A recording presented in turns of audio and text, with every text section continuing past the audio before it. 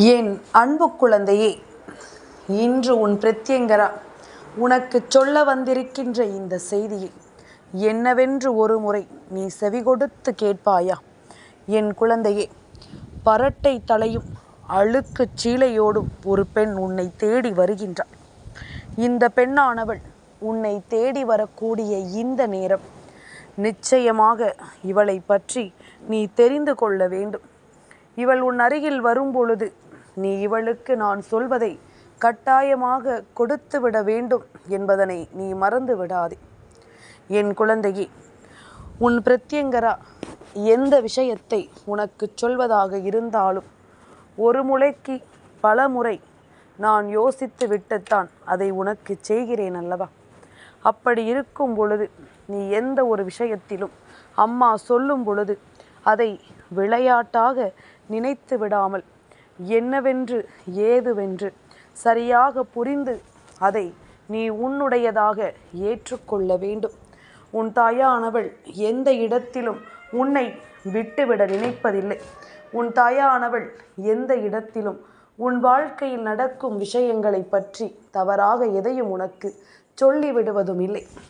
உன்னை சூழ்ந்து வரும் ஒவ்வொரு விஷயங்களும் உன்னை கட்டாயமாக முழுமைப்படுத்த வேண்டும் என்றுதான் நான் நினைக்கிறேன். உன்னை சுற்றி வரும் ஒவ்வொரு விஷயங்களிலும் இந்த வாழ்க்கையை நீ சரியாக பெற்றுவிட வேண்டும் என்றுதான் நான் ஆசைப்படுகின்றேன். இப்படியாக ஒவ்வொரு விஷயங்களையும் உனக்கென நான் முழுமையாக கொடுக்க நினைக்கும் இந்த நேரம், இந்த வாழ்க்கையில் நீ யோசிக்கும் சில விஷயங்களை பற்றி நான் உனக்கு சரியாக புரிய வைக்க வேண்டிய நேரம் வந்துவிட்டது. என் குழந்தையே, ஒரு பரட்டை தலையோடும் அழுக்கு சீலையோடும் ஒரு பெண் வருகிறாள் என்றால் அதற்கு என்ன காரணம் தெரியுமா? அது அவள் யார் என்பதனை உனக்கு உணர்த்தும் அறிகுறிதானே தவிர அப்படியே ஒரு உருவம் கொண்ட ஒரு பெண் வருவாள் என்று நீ எதிர்பார்த்து நின்று கொண்டிருக்காதே.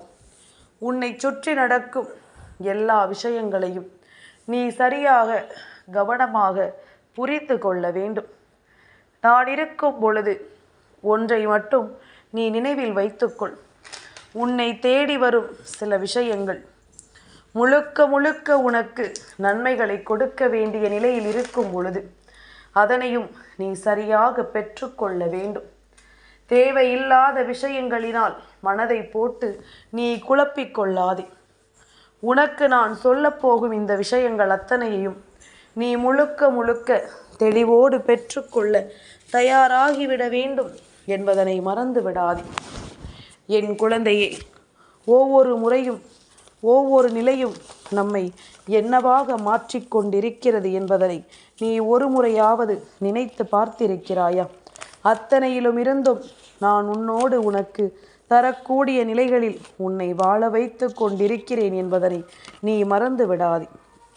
என் குழந்தையே, எந்த நேரம் உனக்கு என்ன நடந்தது, ஏது நடந்தது என்பதனை எல்லாம் நீ புரிந்து கொண்டு இவை அத்தனையையும் நிச்சயமாக என் பிள்ளை நீ ஏற்றிட வேண்டும் என்பதனை நீ மறந்து விடாதே. என் தங்கமே, இது உனக்கு தெய்வம் உணர்த்துகின்ற அறிகுறியாக கூட இருக்கலாம். அதனால் உன்னிப்பாக இதனை நீ கவனித்து விட்டாயானால் அதன் பிறகு உனக்கு நடக்கக்கூடிய விஷயங்கள் எல்லாமும் என்னவென்று தெரிந்துவிடும். இந்த பிரத்யங்கரா உடனிருந்து உனக்கு சொல்லித்தரும் எல்லாமும் உன்னை நம்பகப்படுத்தும் என்பதனையும் நீ மறந்து விடாதே. என் குழந்தையே, நான் சொல்ல சொல்ல உனக்கு என்ன நடக்கிறது, ஏது நடக்கிறது என்பதனை எல்லாம் நீ தெளிவுபட முதலில் புரிந்து கொள்ள தயாராக இரு. காலம் உனக்கு அத்தனைக்கும் பதிலை கொடுக்கும் நேரம் வந்து விட்டது. இனி என்ன நடக்கும், ஏது நடக்கும் என்றெல்லாம் நீ கலங்கிய ஒவ்வொன்றையும் தூக்கி எறிந்துவிட்டு உனக்கு நடக்கும் அதிசயங்களை நீ கட்டாயமாக என்னவென்று புரிந்து கொள்ள தயாராக இரு. என் பிள்ளையே, இத்தனை காலம் உனக்கு நடந்த விஷயங்கள் கொஞ்சம் கொஞ்சமாக தெய்வத்தை உன் அருகில் கொண்டு வந்து நிறுத்தி இருக்கிறதல்லவா? தெய்வத்தை உன் அருகில் கொண்டு வந்து நிச்சயமாக இதையெல்லாமும் உன்னிடத்தில் கொண்டு வந்து சொல்லி இருக்கும் இந்த நேரம். இனிமேலும் என் பிள்ளை, நீ எதையும் யோசித்து கலங்கிக் கொண்டிருக்காதே. உனக்கான நேரம், நான் இருக்கும் இந்த நேரம். நிச்சயமாக உனக்கு நல்லது நடத்தி கொடுக்கப்படும் என்பதனை நீ மறக்கக்கூடாது. என் குழந்தையே, ஒவ்வொரு முறையும் நான் உன்னை சுற்றி வரும் இந்த காலம் உனக்கு முழுக்க முழுக்க உனக்கான தேவைகளை எல்லாமும் என்னவென்று எடுத்துச் சொல்லும்.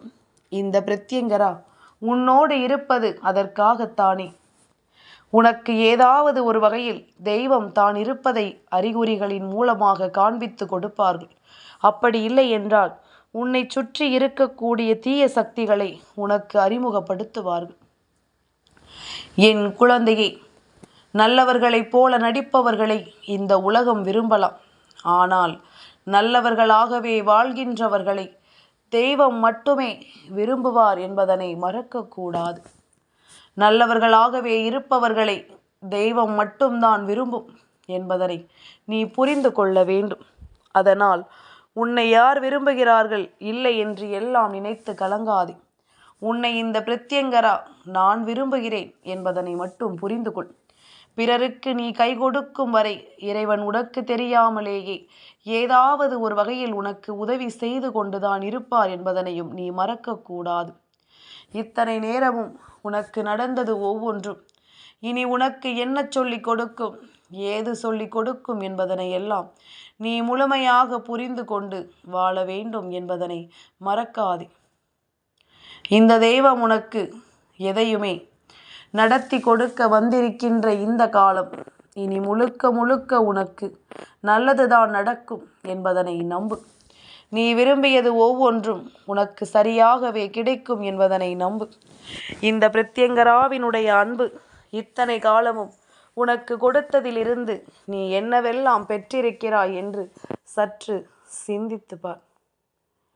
என் குழந்தையே, எப்பொழுதும் போல நீ எந்த நிலையில் இந்த வாழ்க்கையை அடைய யோசிக்கிறாயோ அந்த நிலையில் உனக்கான ஒவ்வொன்றையும் நீ முழுக்க முழுக்க பெற்றுக்கொள்ள வேண்டும். உன்னால் முடியும் என்பதனை நீ நம்ப வேண்டும். சரியான முயற்சியில் நீ இருக்கும் பொழுது, சரியான தருணத்தை நீ எதிர்கொள்ள துடிக்கும் பொழுது அந்த இடத்தில் இந்த தெய்வம் தான் இருப்பதை உனக்கு உணர்த்தும். இந்த தெய்வம் அந்த இடத்தில் உனக்காக முன் நிற்பதை என்னவென்று காண்பிக்கும். ஓடி ஓடி உழைப்பதற்கு மட்டும் இந்த வாழ்க்கை அல்ல.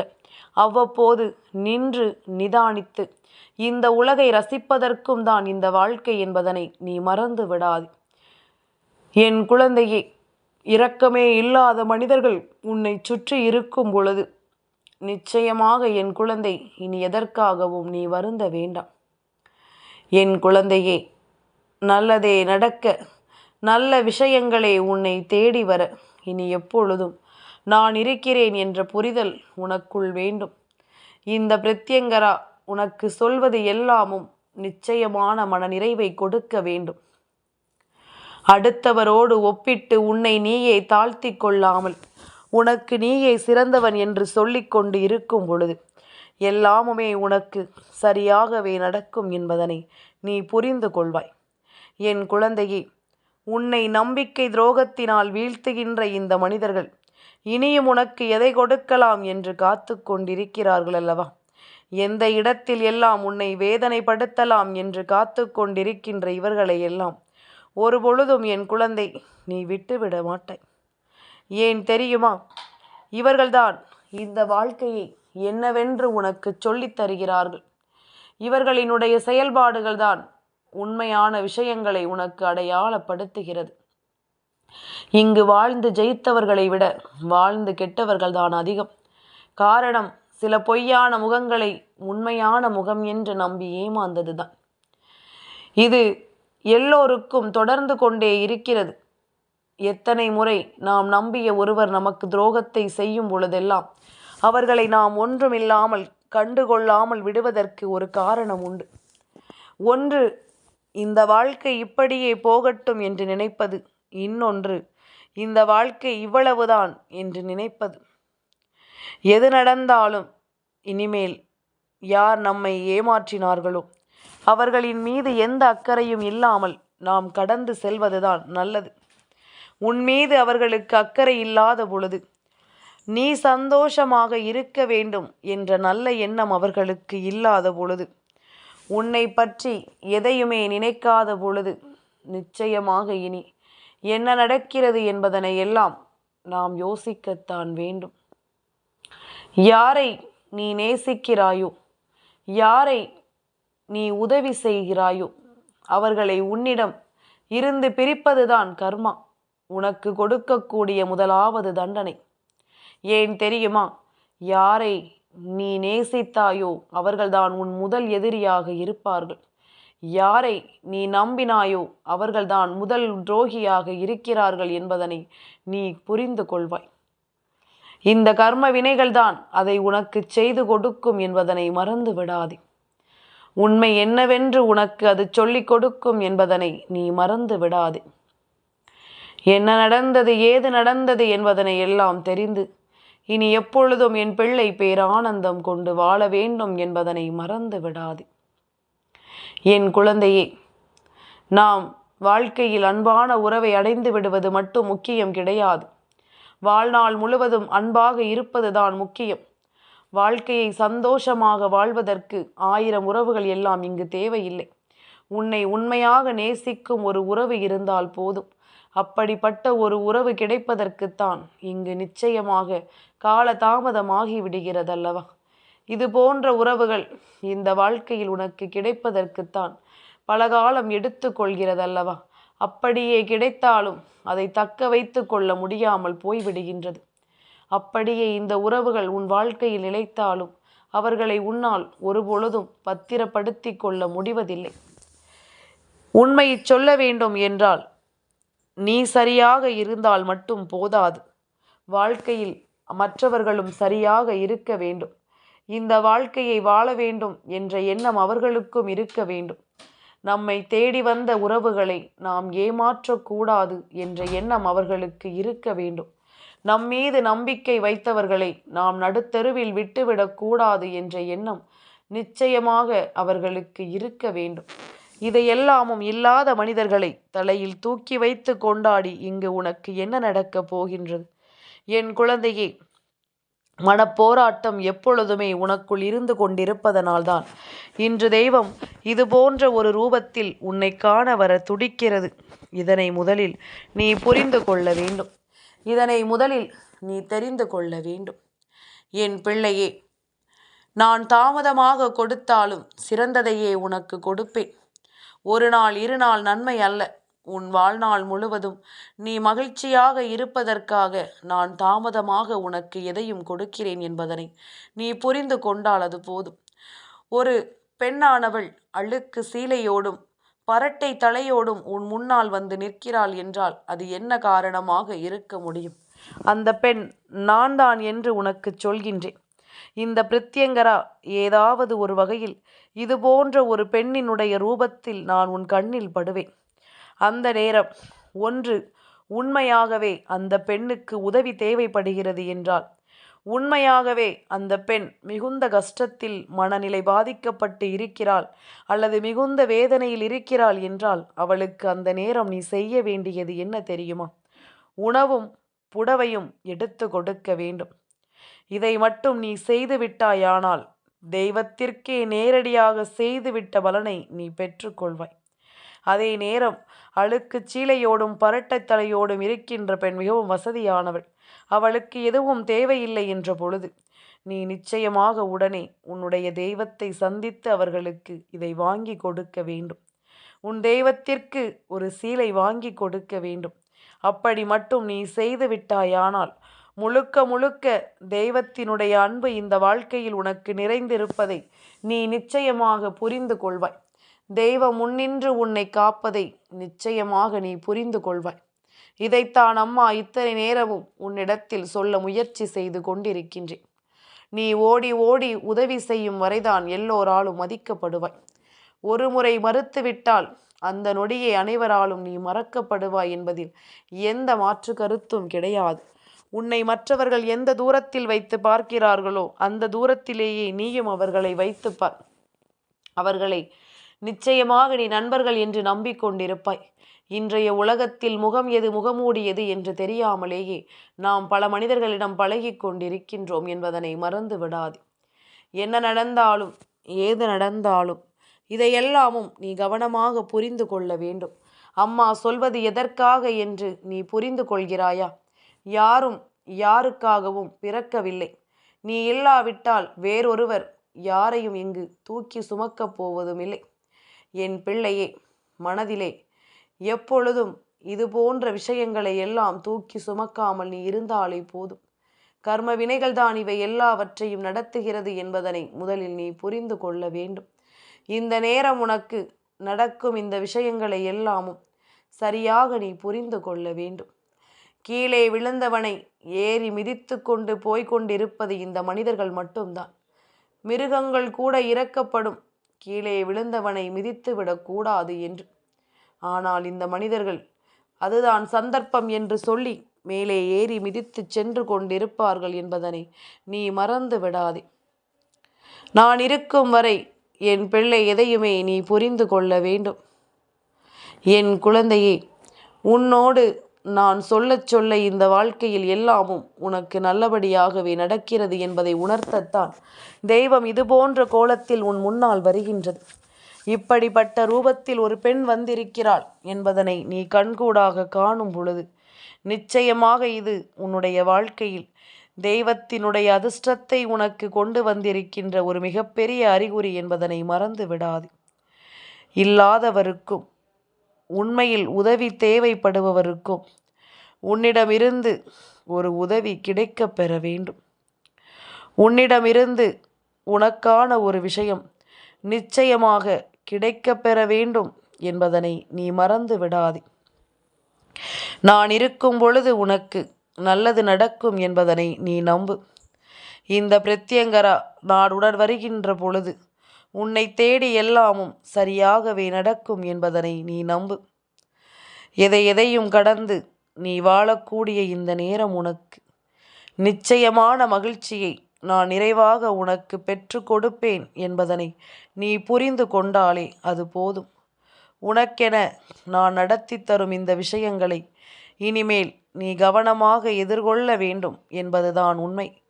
உன்னை தேடி வந்து இந்த பிரத்யங்கரா செய்து கொடுப்பது எல்லாமும் ஏதாவது ஒரு வகையில் உன்னை சுற்றி தெய்வம் இருக்கிறது என்பதனை உனக்கு அறிவுறுத்துவதற்காகத்தான் என்பதனை முதலில் நீ புரிந்து கொள். தெய்வம் இருக்கின்ற நிலை இந்த வாழ்க்கையில் மேலும் மேலும் உனக்கு நன்மைகளையும் நம்பிக்கைகளையும் கொடுக்கும் என்பதனை நீ புரிந்து கொண்டால் அது போதும். இத்தனை நாளும் நான் வருகின்ற இந்த நேரம் இனி உனக்கு எல்லாவற்றிலும் மேன்மையை உருவாக்கி கொடுக்கட்டும். அம்மாவின் அன்போடும் அருளோடும் உனக்கான ஆச்சரியங்கள் முழுக்க முழுக்க உன்னை தொடர்ந்து வரட்டும் என்பதனை நீ புரிந்து கொண்டால் அது போதும். நான் இருக்கும் வரை என் பிள்ளைக்கு எந்த கவலையும் வேண்டாம். நானே உன்னை தேடி வருகிறேன் இது போன்ற ஒரு கோலத்தில். இந்த கோலத்தில் எந்த பெண்ணை கண்டாலும் சரி, உண்மையான உதவி தேவைப்படுகின்றவர்களை எக்காரணத்தை கொண்டும் தள்ளிவிட்டு விடாதே. இது தெய்வமே உனக்கு கொடுக்கின்ற சோதனை என்பதனை நீ புரிந்து கொள்ள வேண்டும். என் குழந்தையே, எதிலுமே கவனம் வேண்டும். எந்த ஒரு காரியத்தையுமே செய்வதற்கு முன்பாக அவசரப்பட்டு விடக்கூடாது. ஒரு முறைக்கு பலமுறை சரியாக சிந்தித்து முடிவினை பெறு. இல்லை, இது நடக்காது கிடைக்காது என்பது போன்ற எண்ணம் இருந்தால் நீ எப்பொழுதும் இதையெல்லாம் யோசித்து மனம் வருந்தி கொண்டிருக்காதே. உனக்கான தேவைகள் ஒவ்வொன்றும் உன்னை நிச்சயமாக வாழ வைக்கும் என்பதனை நீ புரிந்து கொள்ள வேண்டும். உன்னை நான் எப்பொழுதும் நல்லபடியாக வாழச் சொல்வேன். தெய்வத்தை தேடி நீ நிச்சயமாக சீலை வாங்கி கொண்டு சென்று விட்டாயானால் அப்பொழுதே நீ புரிந்து கொள்ளலாம், ஏதோ ஒரு புரிதல் இந்த வாழ்க்கையில் உன்னை மேன்மைப்படுத்தி விட்டது என்று. ஏதோ ஒரு புரிதல் இந்த வாழ்க்கையில் உன்னை மேலும் மேலும் மேன்மைப்படுத்தி விட்டது என்பதனை நீ நிச்சயமாக புரிந்து கொள்ள வேண்டும். அம்மா சொன்ன சொல் உன் வாழ்க்கையில் மேலும் பல அதிர்ஷ்டங்களை உனக்கு கொடுக்கும் என்பதனை நீ தெரிந்து கொண்டாலே அது போதும். என் அன்பு குழந்தைக்கு இந்த பிரத்யங்கராவினுடைய ஆசீர்வாதங்கள் எப்பொழுதுமே முழுமையாக கிடைக்கும்.